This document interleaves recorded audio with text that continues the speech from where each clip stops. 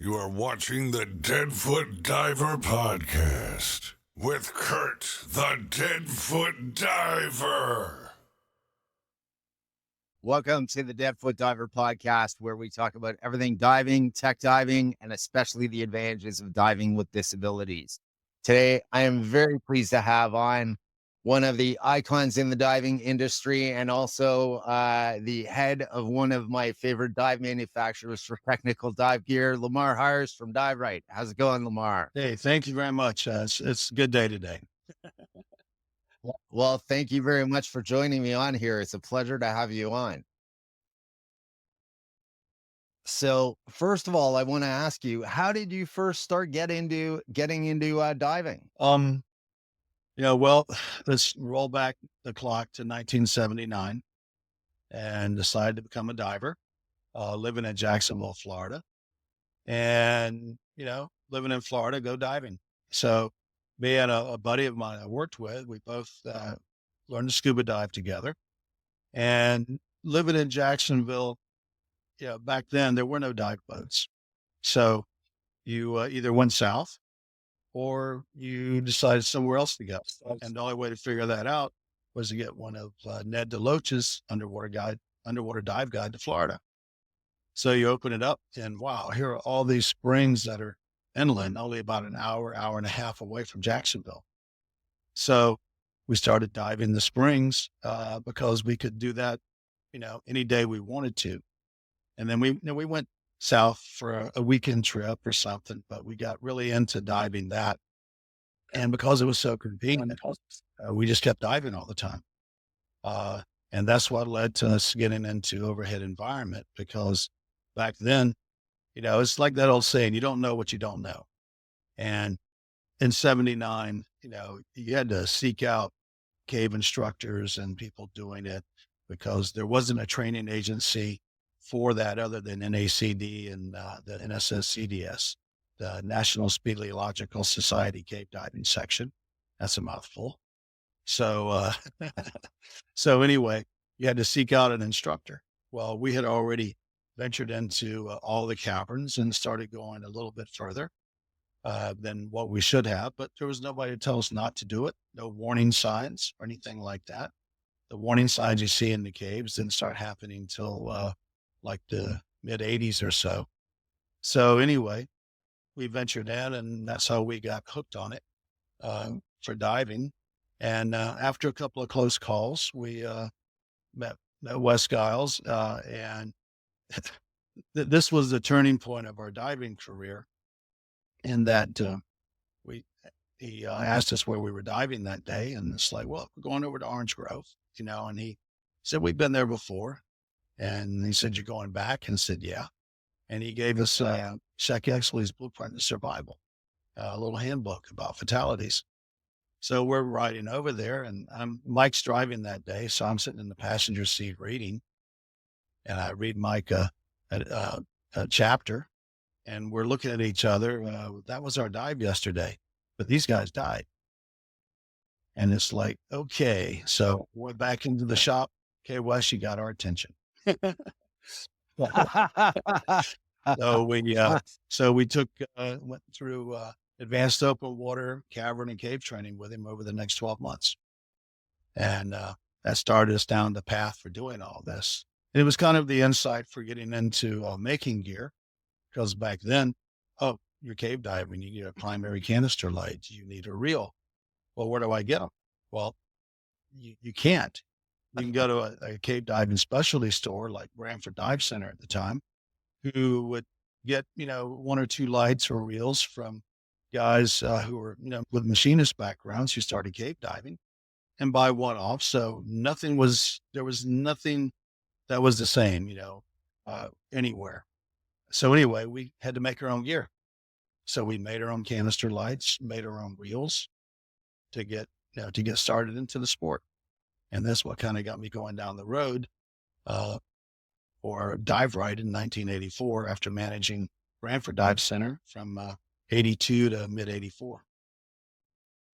Wow, that's amazing. And I mean, you guys have come up with such innovational products. I mean, you guys were the ones that came up with the backplate and the wing, right? Well, Well, we brought it to the marketplace. It was already there. Greg Flanagan invented I say invented, he shaped and did the first backplate. He was doing his cave course with Mariella Neckoff in 78. And back then it was basically a Navy harness and a Mae West horse collar type vest, which is for the amount of lift you need for a set of 104s, that can be painful. It was that or a stab jacket, a stabilizing jacket. So he and a couple of the guys were playing around with wings. That was Dr. John Sumbrick and Greg Flanagan playing around with wings that were coming out on the West Coast. The Scuba Pro App Pack and the Ocean Dynamics, but they were all small wings. So he got the idea and fashioned a plate to sandwich that wing along with the backplate. So they were all handmade, one-offs and such. So when we started Diverite, we brought it to market along with the wing a couple of years later, just to try to standardize all that for divers because they were hard to get and the cave diving community was starting to grow. It was starting to really gain traction, especially after Patty recognized cavern diving as a specialty. It really put cave diving on the map for training. Yeah, which is amazing. I mean, so when you started designing all this stuff, what kind of roadblocks did you run into when you were like designing stuff and testing and all that stuff? Well, there some of the roadblocks are trying to make something that'll work on a wide variety of products that are already out there. Like, okay, aluminum 80s versus 104s, 7.25 diameter tanks versus 8-inch. What's the spacing between them? How deep does the V need to be able to accommodate one size tanks or the other? And then the big thing was standardization of just spacing, where should the mounting holes be and where should the bands be placed on the cylinders? And it wasn't like it was rocket science as to where to put them because we were already seeing them all over the place. People adapting bands with hoops on them from aluminum 80s to take a plastic backpack and things like that. So what we did was we decided to standardize that spacing. And that was the big change. That is an international standard now that we set in 1984 when we started the company. Because then it was just, well, whatever I've got and how do I want it to set up? But we set it up in 84 for 11 inches on center. And it's an interesting story because the top hole had to be 2 inches from the top because the way the webbing folded and came over your shoulders, we wanted that grommet, or back then just a burn hole in the webbing, to be dead center. So that was 2 inches from the top. So plate's 15 inches long. And I'm talking to the machine shop and he's like, well, where do you want the bottom hole? And I'm like, well, do you have the jig set up for the top hole? And he says, yeah, 2 inches from top. I said, well, just split the plate around and drill the bottom hole. That way, standard jig, just use the same jig for both holes, both operations. So that's what started the whole 11 inches on center. So if anybody has some other idea about it, they weren't there when I made the phone call that day.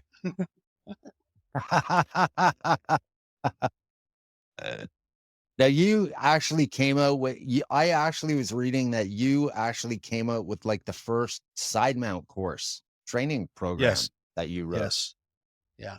So can you tell me a bit more about that? Well, it was the mid to late 80s and it was written for cave divers.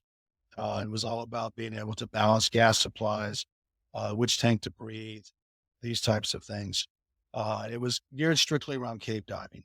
Long hoses were not part of the equation for side mount back then, because for cave diving, side mount, for us, side mount was a way to do what our mentors couldn't do. Okay. Cave got too small, Shaq would turn around and go back and find something else to do. And I remember talking to Shaq in the late 80s and said, we found this passage all you had to do was poke through and you could have got it. And he's like, there was too much low hanging fruit to think about changing how we were diving. Okay. So, but by the time we came along, Wes, Woody, and myself, Tom Morris, a couple of friends, um, the low hanging fruit was getting a little bit more scarce when it came to just doubles. So for us, it was an exploration tool. Putting tanks on our side allowed us to go where our mentors wouldn't go because they didn't. And it's not because they didn't have the balls to do it. They just like, why change everything to explore this cave when we go down the road and lay a bunch of line in another one? So we invented it for that, and it had a lot of hurdles back then because by today's standard, the equipment was so archaic. Large canister lights. No, what are you going to put this 8-pound brick? While you're diving. Cords and lights that have big batteries, but low output for lighting and all that. And and everything was modified. There wasn't a side mount rig. It was taking a jacket BC and turning it into one. So there's nothing really designed for it. But we had a lot of people trying it, and it hadn't become a lifestyle yet. It became a lifestyle in the mid 90s or so, when a good friend of mine, Jim Fishback, went through surgery and they told him he would never walk again. And he did walk, and they told him swimming would be his best therapy. So he wanted to get back into cave diving. So he was probably the first person to look at side mount as a lifestyle rather than just a tool. So the course I wrote was to use it as a tool and not a lifestyle. That's why no long hoses, basically the best independent rig to be self-sufficient is what I was designed for. But I won't forget the first clinic we did on it, me and Woody, on side mount. I think it was 85 or 86 at a conference. Room was full. It was packed. And we go in there and I'm like, okay, how many of you guys are side mounting already? And only about half of them raised their hand.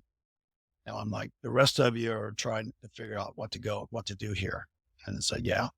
So then I said, all right, so of you guys who are side mounting, how many of you are having trouble with getting trimmed out? All of them raised their hand. And I said, let me guess, you've got a big canister light on your butt, you've got your steel tanks, and you can't get your feet up. And they were like, yeah. And I went, can't help you. Just that you can't put an 8-pound brick on your butt and expect to trim out. You can't just move tanks from your back to your side. I said, there's a lot more work involved in it than that. And so then we started there with how they were rigging and putting things on, because most of the guys figured side mount was just wear the bottles like stage bottles, rather than actually try to pull them in, tighten them up to get them truly on their side. And that's where Woody and I worked on a lot of that.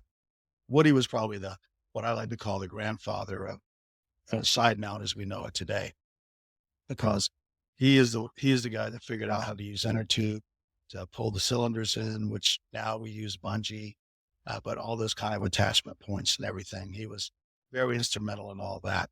And part of that, it was a lot of a lifestyle choice because he suffered from arthritis, and it was his way to, here again, get his exercise while at the same time being able to explore and have fun. Yeah, which is amazing. I mean, I'm actually trying side mount. I'm actually going to be side mount certified this year. Oh, wow. Okay. And that's the main reason I'm doing it is because of my legs. Mm-hmm. Because I've had both hips broken. I have no movement below the left leg. And as you know, up here in Tobermory, the shore diving and stuff, all rocks. Oh, yeah. Yeah. Yeah. It is not easy for me to get into. And it's funny because when I started diving this year, before I actually had gotten a couple of dives in, I ran into a buddy of yours, actually, Gord Ross from up here. Yeah. And he actually started selling me a bunch of his tech gear. He has actually been very helpful in getting me in diving with the cost of diving this year, because he was getting out of his tech stuff. And I remember the first time I was over at his house, and he's like, well, maybe you should think about side mount diving. And I'm like, side mount? That's for like, I'm not doing total tech cave stuff. I said, yeah, I might get into doing some tech diving again. Because when I started originally, back in the 90s, I was just getting into tech diving when I got out of it. Mm-hmm. And but back then there was no training or anything Right. up here. Same as you either went to Florida or you were out of luck. Yep. So so anyways, all summer long though, when I was doing a lot of dives at the tugs, I'd be getting all these instructor friends of mine. They're like, you need to try side mount, dude. Like this is gonna make your life way easier. Yeah. So I'm actually scheduled May 15th to do my side mount course with Hubert Kretchen up here. So Oh, okay. I'm Good. really excited about that. So Good. yeah, I just got my side mount gear in, and then I just actually ordered the other day from Dan's. I ordered a Diverite Voyager EXP. Okay. Fantastic. So You're not going to use that side I mount though, right? no, I'm not going to use that to side. I'm not going to use that to You say side if you're going to mount. use that, That's you got some really old tech information about side mount. Yeah, no, I'm not gonna try and do that. I have that, and then I also have I have a travel pack wing, a Diverite travel pack, which I absolutely love. That was the first one that's actually the first wing I ever dove with was a travel Oh, pack. okay. Okay. So and I got that off of Gorda as well. I love it. And then I've got an older Diverite classic doubles wing that I'm going to use as well for when I do doubles. Yeah. So I'm looking forward to it. The best thing I like about your stuff is it's durable. Yeah. Sure. Yeah. It's interesting. Sometimes I'll have somebody come in and, with a service item, that they need service. I've got a hole in this, or I ripped this.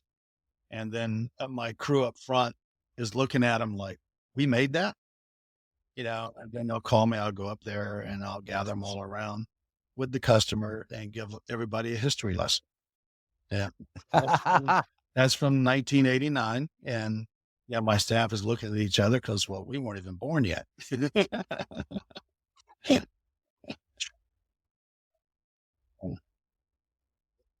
Yeah, that's funny. I mean, so what do you get a lot of that where you got guys bringing in old gear, like really old gear that they're still No, using? not a lot, but it still happens. What happens is, a lot of these guys, they got into it when they were young, and then life got in the way, family, kids, and then they put everything on the shelf for 15 years or so until the kids are out of the house. And then they pull it all out and want to pick up where they left off and wonder why things are dry rotted or got holes in them, or the mouse chewed a hole in something. And they bring it in. Or the cat got it, right? Yeah. And I guess too, part of that would be sticker shock when they go into a dive shop and see what stuff goes for now Yeah. compared to what they paid for then. Cause I remember when I first started getting back into this year's like, oh my God, this stuff has gone up like crazy. Yeah. People do that to me every now and then. And I just look at them and go, so how much was that new iPhone 16 you're sporting now? Yeah. Yeah, it's true. Cell phones are like you're looking at a couple of grand up there for decent cell phones. So I know it's ridiculous. And meanwhile, the dive equipment's gonna save your life, whereas the cell phone, they think it's saving their life all the time. Yep. Hey, everybody. Thanks for watching. Please remember to like, share, and subscribe. And by the way, we're also on your favorite podcast platforms now. We are on Amazon. We are on Spotify. We are on iHeartRadio. We are on Player FM and Podchaser. All of the descriptions are going to be down below, so make sure you check us out. Thanks. Have a great day. And remember, grab an adventure and live. So you also tell me a bit about the Optima rebreather that you guys came out with and designed. Well, we started with the, the normal over the shoulder and then back mount. And then we developed the chest mount rebreather. And it's we actually started working on that. Like I started working on it back in like 2017. And I got the idea because my friend Paul Heinrich had come in, and he was part of the Wiki Wachi team and set a depth record here in the US back then. And because of the depth of 450 foot in distance, conventional open circuit bailout was just not going to cut it. There was too much needed. So he needed a bailout rebreather. So we adapted. He was already diving in Optima. So we adapted a second one for a Frankenstein chest mount / over the shoulder. Well, butt mount / over the shoulder rebreather. So it got me thinking about other ways to do things. And as I got older, carrying 104 is just out of the question now. Those things are too much for me now. It's not that I can't, I just won't. And so I was looking at alternatives, and then there were some places I was exploring that I really didn't want to, carry a lot of gas to, but dealing with high flow and depth, I was looking for a better way to do it, to be able to, for me, integrate side mount with ReBreather for a bailout solution and flexibility. So I started playing around with it, and it was around 2020, late 2020, that we actually had a final product that we could sell. And it was something that, I can take it off, I can put it on in the water, I can leave it. If I want to go through something small, I can clip it off to the line, come back and put it back on. It can be handed down from a boat. So really maximizing your bottom time and cutting out a lot of the extra weight you had to carry. And so, but what was interesting was everybody thought it was a toy, would not take off in the marketplace. And all of a sudden, it's like the most popular rebreather out there, and competitors are trying to catch up and make, their version of what they told me would not sell in the first place. Yeah, which is amazing. I mean, I've been shocked since I've gotten back into diving this year, just how much rebreather and technical diving in general has taken off. Yeah. Um, That's been a very interesting transition. Rebreathers, they allow you to more flexibility, and when doing dives, and you're not under the constraints of limited gas supply. So when you are doing something deeper or staying longer or in an overhead, you have more time to think things through and deal with things than you do on open circuit. But some of the new advances, like with Shearwater, with the electronics packages, the heads up displays, make them much more applicable now, from a safety factor, to be able to actually utilize. yeah, which is amazing. I mean, because when I was into diving back in the 90s, it was like, unless you had a lot of money and a lot of connections, you weren't getting a Yeah. rebreather. Oh, exactly. And there was basically no training. No. Yeah, it was learn on the fly, so to speak. Yeah, well, same with another thing that surprised me when I got back into diving again. I got certified in Nitrox back in 96. And even back Still there? then, as you know, that's another thing that surprised me when I got into diving again this year, is how much Nitrox has been embraced compared to back in the 90s when I did it and when I took heat for using voodoo gas. Yep. And the safety aspect of it. So what do you think as far as how technical diving has sort of become a lot more mainstream now? Like even I mean, you got to see a huge increase in sales for your wings, because pretty well anybody who dives for any amount of time, as soon as they switch a wing, they're not going back to a jacket BC. Yeah. Well, I remember when Nitrox came out, of course. I was one of the early adopters and early instructors. And to the point where I got carded one time when I went somewhere diving for a Nitrox card. And I'm like, I don't have one.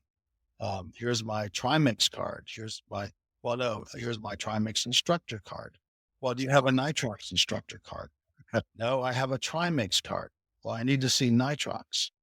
And sometimes it's funny how people just can't put it all together. And then that's when I realized it's like, well, wait a minute. My first instructor certification was NAUI. And my numbers, 4 digits, 7684. Okay.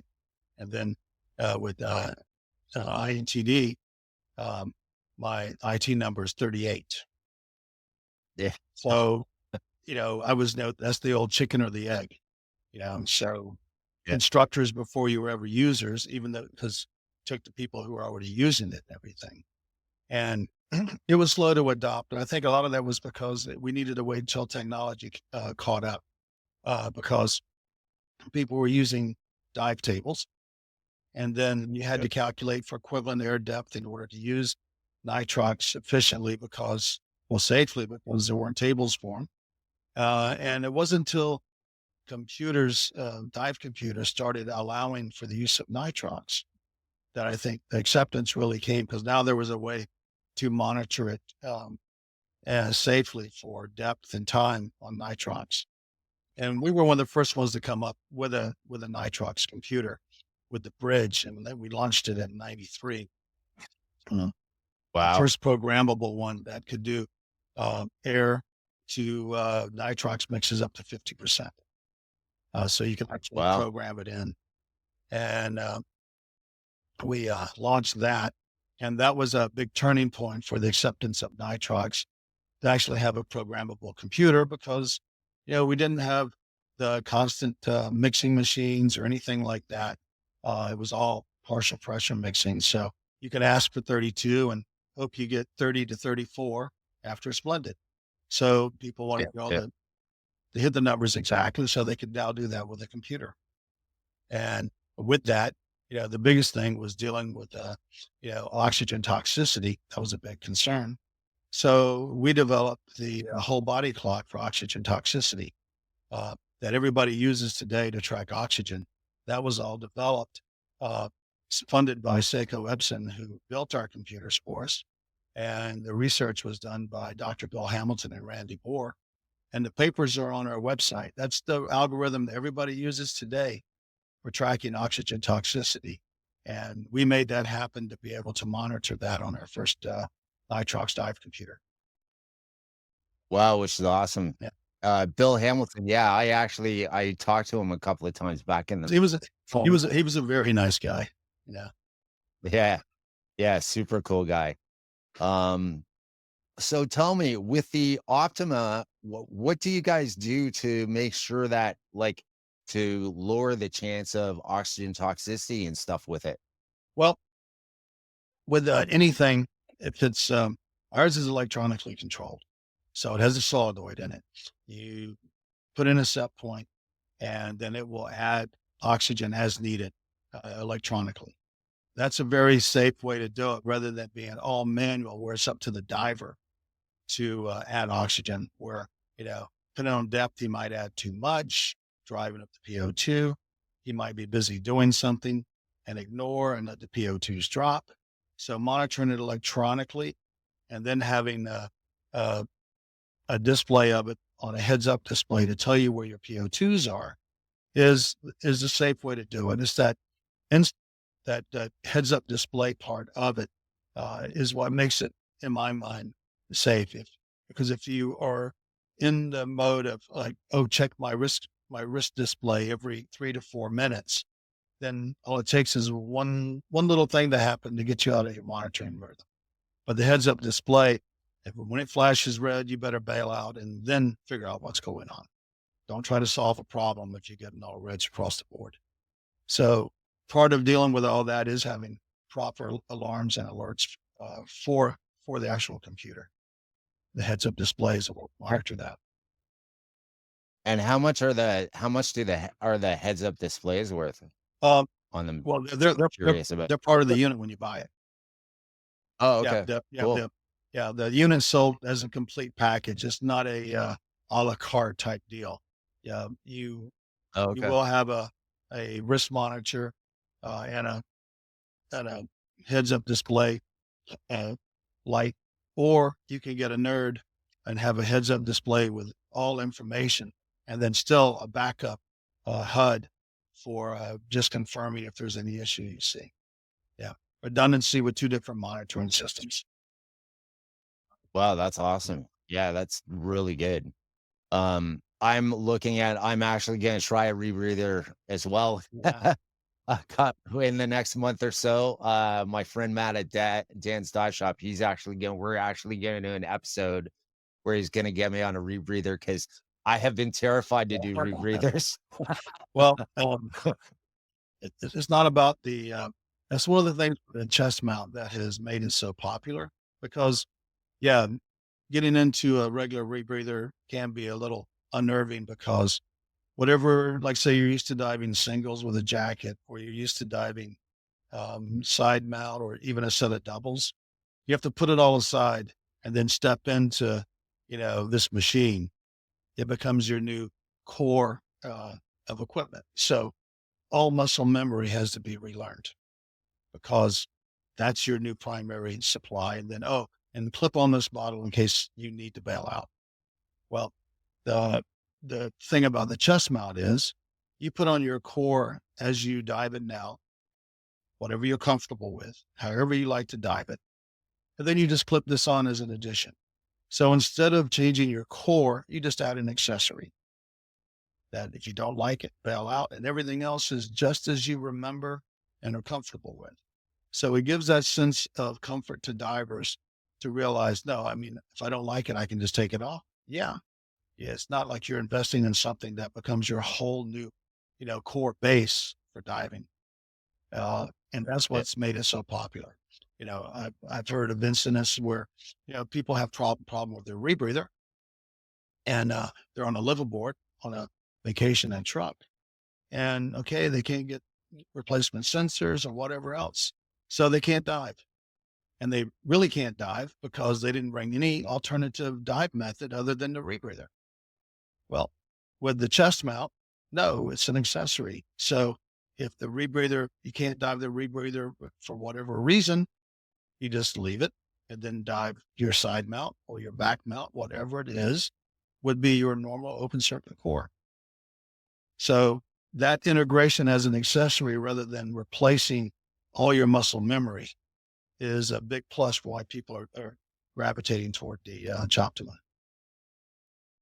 Yeah, my concern with a rebreather in general, and I know it's my wife's concern too, is that I have ADHD and I know I'm gonna have to absolutely do checklists and blah blah blah because I'm worried I'm gonna skip something. Well, that's easy. That's easy to take care of because, especially with our unit, um, anybody can make a mistake, but there's a process that if you follow everything, if you miss whatever, it'll show up for the most part that you can't go on to finish the assembly. Now Oh, for diving with ADHD, then I would recommend a HUD and a P3 controller because it's got haptics on it, so it'll vibrate on your arm if you aren't paying attention to get your attention. now I have one other question for you though, because HUD, okay, normally if you got two eyes, that's good. I got vision in one eye. How much is that gonna restrict my vision? No, it's low. It's right here in the bottom of your peripheral vision. So Oh, you can okay. position it over either eye, whichever eye is dominant, and then look at it there. But it's right here. Okay. Oh, okay. And what happens is you get used to a rhythm of what's going on, which is usually going to be when everything is good. You're going to see 3 greens flashing. They may flash once. They may flash twice, depending on what your set point is. And you get accustomed to that. What alerts you is all of a sudden something's going red or doing something different. So you're usually immediately alerted because the rhythm has changed. Okay. And that'll do it. But at the same time, it's not going to be in your way. It's going to be down here. But then with the P3 controller with haptics in it, you'll get visual and a vibration to tell you Oh, so it even vibrates. vibrates. Yeah. So Oh, that's a plus. yeah, so it can tell you what's going on, so all these things are trying to improve safety on rebreathers. you know. Yeah, which is awesome. I mean, because several years ago, well, I mean, the amount of deaths that there have been in rebreathers in the past, it's amazing how much safety has come a long way. I mean, even just in training wise, because there virtually wasn't any. Yeah. Um, I know I had John Chatterton on, and he was telling me how he learned his first rebreather stuff and how he ended up the first weekend he tried to dive a rebreather with this guy he bought it off of.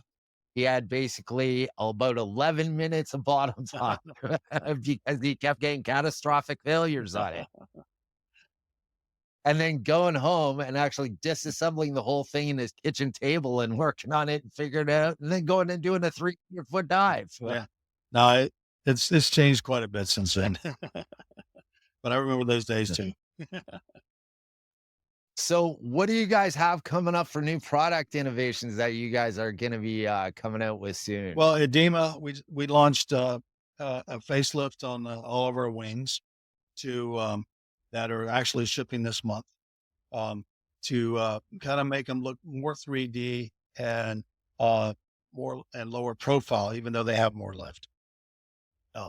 We Cool. launched a new smaller handheld light as a primary light, FX40, which is brighter than most canister lights and is only 6 inches long. Really? Yes. And it's brighter than most canister Yes. lights. Mhm. Yeah, Wow. I'm definitely going to be looking into one of those. embracing new technologies that come out. And we also launched our CX3, a small single cell light that is only about 6 inches long, but the diameter is smaller for the average diver. And it even is even enough that most cave divers consider it a primary backup light. It's that bright. And the Really? difference is when you start looking at these lights and go, well, these are the same brightness. Why is this one more expensive? Well, one, it's got more batteries in it, which means the difference is anything that's a single cell battery is going to have a taper discharge, which means, first 15 minutes, it looks really, really bright. Then it's going to start slowly tapering as the voltage drops. And for most divers, it's hard for them to notice that it's doing that because their eyes have adjusted to the light gradually. Where the primary light models work with a voltage regulator and keep that output exactly what it was when you started it up. So there is no Wow. degradation in output for 2.5 to 3 hours, depending on what it's rated for. So you can't always look at a light from what it looks like when you first turn it on. You have to look at it 30, 40 minutes into its runtime. You start seeing which one's starting to dim and the other one's still bright. Cool. So are you guys doing anything on the regulator front or anything like that? Coming out with any new stuff? We're working on a couple of things. Hopefully, might have some new stuff at DEMA. We are working on, we're constantly innovating with our products line. We've got we're working on some new stuff for every angle. We always, we really pride ourselves on, looking at service when it comes in to see how we can improve the product rather than just repairing it and sending it out.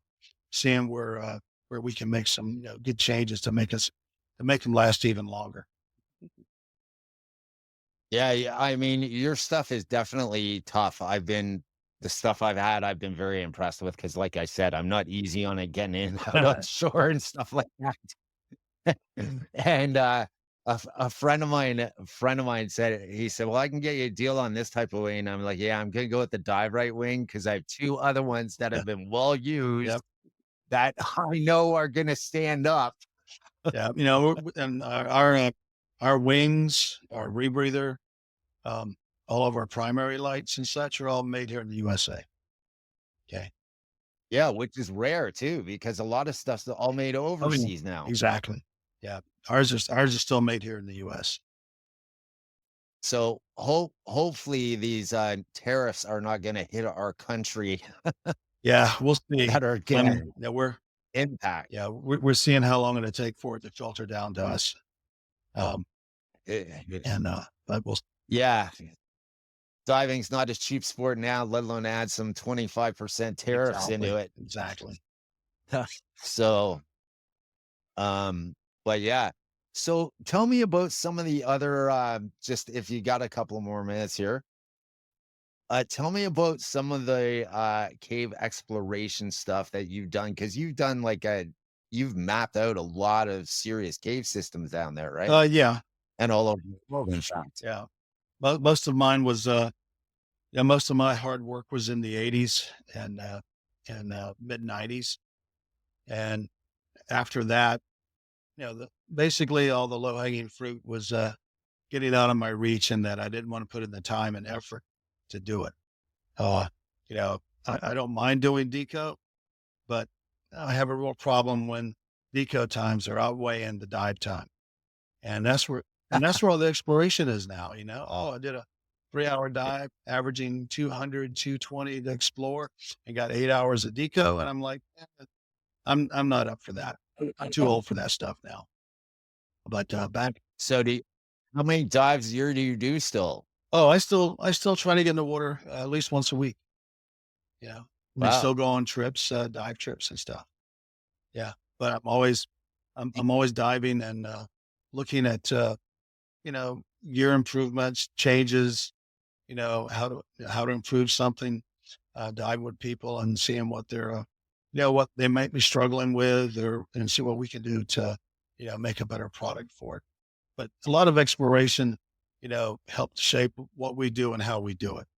A lot of the stuff we did in the 80s and early 90s led to, what we have today in some of the Sidemount systems that we put together. But yeah, there was most of my exploration would have been in Sidemount configuration. Bonnet was still back mount, but like Cow Springs and then Telford Springs, the world record we set back in '89, connecting Telford with Lorville. That was side mount. And it was a world record side mount traverse that the Brits took away from us very shortly afterwards. But anyway, we didn't even know we made it till the guy who keeps track of all that told us we just said it. And we're like, oh, okay. That's nice to know. And then the Brits stole it away from you quick. Again. Always a little friendly competition out there. So do you do much decompression diving at all anymore? Yeah, I'll still do deco diving, but that deco, I usually limit it to no more than about an hour now. Now if I'm in Bon Air, somewhere like that, bouncing to 300 and it's nice warm water where you can float along the wall and look at fishes. Yeah, I got no problem doing a couple hours. But sitting in a habitat or sitting in the basin of a spring for 3 hours, trying to keep the heaters going to stay warm. That's just not my thing anymore. Yeah, I don't think. Yeah, I've done a couple where back in the 90s where I did like 2.5, 3-hour decompression. And I don't think I would want to do 2 or 3.5-hour decompression. My longest deco was like 6.5 hours. But here again, that was back in the day when before we had computers and such and doing everything via tables. And then meanwhile, I've had like Jill Heinert on, and she's still doing like 24-hour decompression, just 24-hour dives. It's insane. I can't even imagine preparing mentally for a dive that long. I know. Yeah. Let alone physically. And here I have a very accomplished cave diver saying the exact same thing. Yeah. Well, with age comes a little bit of wisdom, I'd like to say. Yeah, I still like to do fun stuff and like be adventurous. And, that's why I'm getting into doing the tech diving stuff again, but I like to stack the odds in my favor. And for me, it's just, there's just too much going on to spend all day decompressing in a bell. If we can figure out new gas technology and things that can decrease the amount of off-gassing time needed for deco. Well, if that happens in my lifetime, then maybe I'll start doing some of those dives again where there's not such a big penalty to pay. So do you prefer open circuit or ReBreather? For me, it's I'm the kind of guy that likes to dive, the tools needed for the dive. So, like around here, cave diving, if I'm diving with somebody who's diving open circuit, I'll dive open circuit. If somebody's diving open circuit and they want to do a double stage dive, that's a lot of weight. Then I'll just dive side mount and carry my rebreather. So compatible, still enough gas, but at the same time, I'm not carrying all that extra weight. So for me, it's been one of those decisions where like, oh, well, we need to carry a stage. You carry a stage. I'll just carry my rebreather.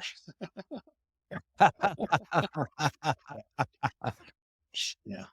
Yeah, I get that because why carry all the extra weight if you don't have to, Exactly. especially. Yeah. So that's where my mind's at. It's like, depends on the dive, if it's more than, if the dive calls for more gas than that I would, normally use on just a set of 85s, whether it be side mount or back mount, then I'll add a rebreather rather than another bottle. Yeah. Yeah, which makes more sense, especially with the price of gas. Oh yeah. Now, I mean, I was when I first got back into this, I was like, my wife and me are like, yeah, okay, no overhead environments because of my disabilities, because being blind in one eye and then no feeling in the leg, and no rec penetration, and then the third thing was no rebreather diving. Yeah. Mm-hmm. So, she has dropped the first two requirements because of Hubert being my instructor. And she's dropped the first two. And when she heard about the price of gas and what it would cost me to do, because when I got back into this, I said, okay, there's some schooners out here they found in the last couple of years that are in like 170 feet, Yeah. stuff like that in Lake Huron that I'm sure you've seen that they're intact with Mm-hmm. the mast sticking out and stuff. I want to see an intact schooner like that. Well, I had Greg Hilliard, who I'm sure who you know. I'm like, his charter boat's an hour from my house, right on the way to Tobermory. So I'm like, all right, if I want to go do this wreck with you, what certs do I need and what gases do I need for it, right? If I want to do it on open circuit, he starts listing off this stuff and he's like, okay, you ready for the gas price? And it was like, going to be like $500 or $600 for me to do this trip. Yeah. One dive for 20-minute bottom time. And then he's like, okay, rebreather, this much. Yeah, exactly. Makes a difference. So yeah. So I'm not totally against it. And the more rebreather guys I talk to, I actually do want to try it for sure. And see, because I think it definitely has advantages to it for sure. So I'm looking forward to it. It's gonna be a lot of fun this summer. So anyhow, thank you very much for your time today. I really appreciate having you It's on. a pleasure. Let me know if you want me to talk It is. again. I'm up for it. Absolutely. I would love to get you on again. We'll definitely catch up at DEMA because I'm going to DEMA this year. For sure. So I will definitely stop by your booth then. And maybe when I'm down in Florida, maybe we can figure out time to do some diving or something. Sounds good. Appreciate it. All right. Thanks a lot and take care, everybody. Thanks for watching. Remember to like, subscribe, and I will see you on the next episode. Cheers and grab life and grab an adventure and live.